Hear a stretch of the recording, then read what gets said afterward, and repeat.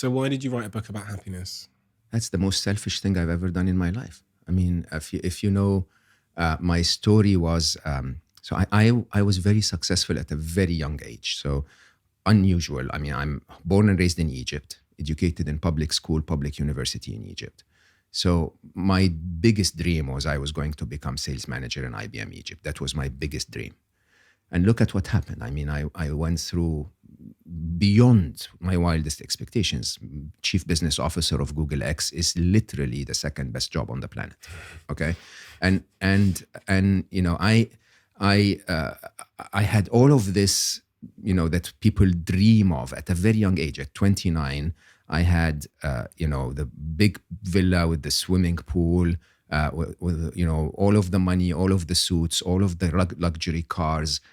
From 25 when I had nothing to 29 when I had everything, I had the most wonderful woman in my life, beautiful, wise, sensitive, loving, who gave me two wonderful kids, and I was clinically depressed.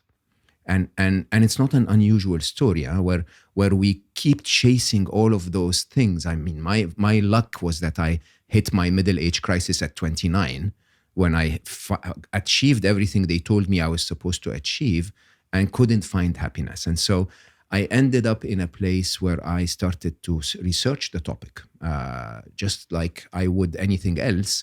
And I couldn't get a word. I just couldn't get it. You know, they told me to meditate. My engineering mind was like, tell me why, explain something to me, tell me why it works, right? You know, if they told me to say I would get really angry. I still don't say right? But the idea is my brain wouldn't get it. And instead of me rejecting that, I started to look at those topics as an engineer. So I would start to do literally, you know, like the scientific method. I would take data points and measurements and try to do fitting lines and curves and charts on topics like happiness.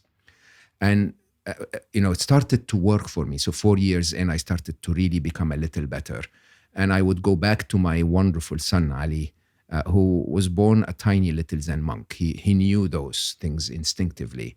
And even as a young child, you know, age 8, I think, was when I started to discuss those things with him. He would listen there and ask me a couple of questions, clearly to entertain me. And then basically say, well done, Papa, this is amazing. You could have just asked me, okay? And then he would literally explain it to me from the heart. So how the heart feels it.